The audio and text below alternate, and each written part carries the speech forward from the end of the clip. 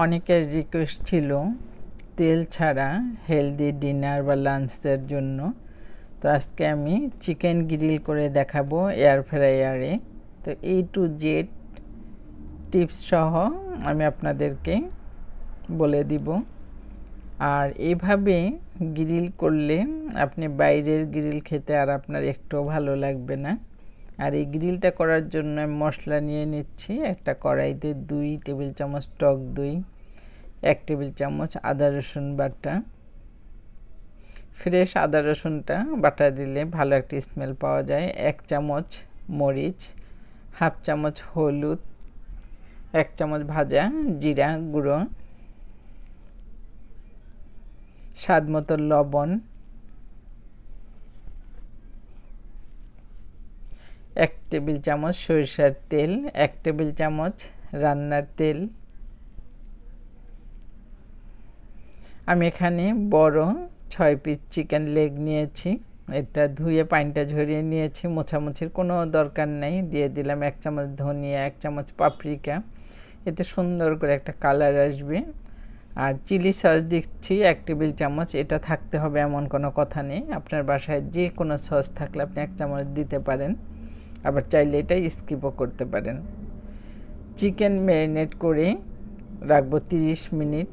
আপনারা চাইলে এটা নর্মাল ফ্রিজে 7 দিনও রাখতে পারবেন, আর ডিপ ফ্রিজে অনেক দিন রেখে খেতে পারবেন। এরকম চিকেন আপনি টিফিনে দিতে পারেন, অফিসের লাঞ্চে নিয়ে যেতে পারেন, বিকালে মেহমান আসলে বা চায়ের সাথে গরম গরম এরকম গ্রিল চিকেন খেতে কিন্তু খুবই ভালো লাগে।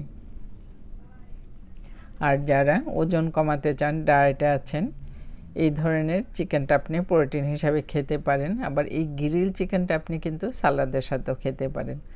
আর এরকম চিকেন খেলে সাথে আপনার ভাত রুটির দরকার হয় না, সাথে কিছু ফ্রুটস বা সালাদ এরকম কিছু নিলেই হয়।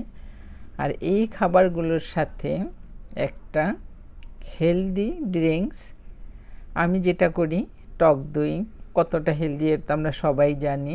টক দই দিয়ে আমি মাঠা তৈরি করে নিই। আর মাঠাটা ঘরে তৈরি করা খুবই সহজ। আমার ম্যারিনেট করা হয়ে গেছে, বাটিতে ভরে রেখে দিলাম। আপনারা চাইলে এরকম ছোট ছোট বক্সে ভরে নর্মাল ফ্রিজেই 1 সপ্তাহ রাখতে পারবেন। আর মশলাটা দেখেন কতটা লোভনীয় হয়েছে। বাচ্চাদের জন্য আমি একটু ফ্রেঞ্চ ফ্রাইজ করে নিব। 2টা আলু নিয়ে নিলাম। আর এই আলু কাটার সময় অবশ্যই সাবধানে কাটবেন যেন হাত কেটে না যায়। আলুটাকে আমি একটু চারকোনাকুনির মতো মোটামুটি করে নেব, 2 পাশ থেকে একটু কেটে নিচ্ছি। আবার কেউ চাইলে এটা আপনি খোসা সহ গোল গোল করেও কেটে নিতে পারেন। তো আলু কাটতে কাটতে যেটা বলছিলাম, আলু কাটা হলে আমি ধুয়ে নিব। যেভাবে আমি বাসায় বোরহানি তৈরি করি, কাটা শেষ 2-1টা যদি মোটা থাকে সেটা একটু কেটে নেব। মোটামুটি একই টাইপের হয়েছে। আর এটাকে মোছামুছির কোনো দরকার নেই, জাস্ট একটু ধুয়ে পানিটা ঝরিয়ে নিলেই হয়, কারণ আলু কাটার পরে কিন্তু আলু থেকে একটা কষ বের হয়।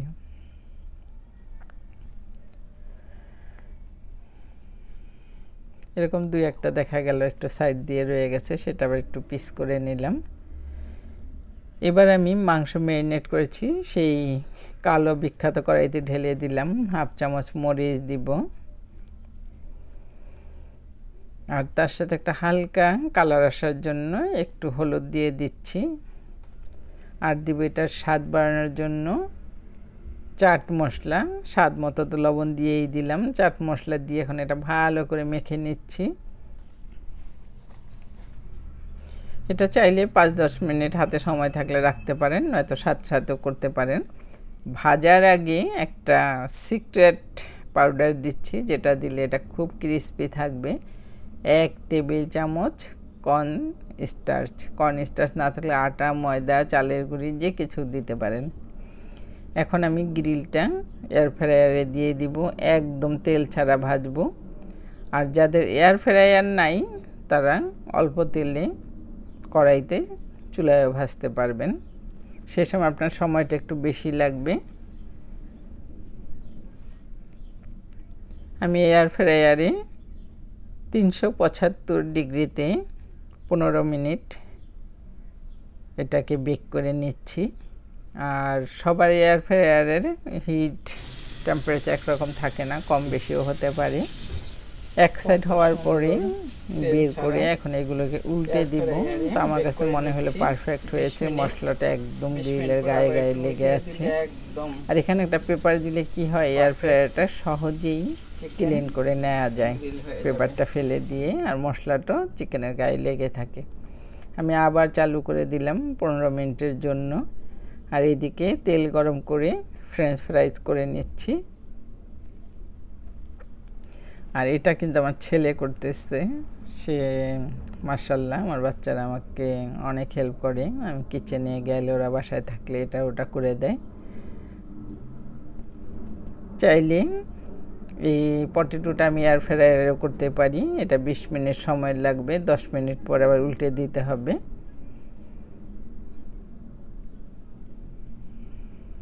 আর কতটা ক্রিস্পি পারফেক্ট হয়েছে এই দেখেন। তো আমি এইভাবে আমার যতগুলো চিকেন দরকার আমি গ্রিল করে নিব। আরেকটা টিপস বলি, যারা বারবিকিউ করেন তারা এখানে হাফ কুক করে নিতে পারেন।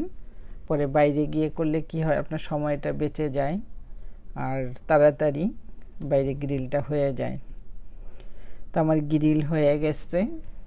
আর আমি এটার সাথে টক দইয়ের মাঠা করব। একজনের জন্য 1 কাপ টক দই, 1 কাপ বরফ, কোয়ার্টার লেমন চিপের রসটা দিয়ে দিব, হাফ চামচ গোলমরিচের গুঁড়া, স্বাদ মতো লবণ দিয়ে এটা মিক্স করে নিলেই হবে। গোলমরিচের গুঁড়াটা আপনারা কেউ চাইলে একটু কমিয়ে বাড়িয়েও নিতে পারেন। আমি তার সাথে শসা দিলাম, আপেল দিলাম। এই তো এখন সবাই ডিনার করব। আশা করি আজকের রান্নার টিপস এবং গ্রিল আপনাদের সবারই ভালো লাগবে। আর একবার হলে ট্রাই করে দেখেন, এরকম ঘরে করলে আর বাইরে খেতে যেতে ইচ্ছে করবে না। বাসার খাবার যেমন হেলদি, খরচও খুব কম হয়। কমেন্টস করে জানাবেন কেমন লেগেছে। আবার চলে আসব অন্য কোনো রান্না নিয়ে।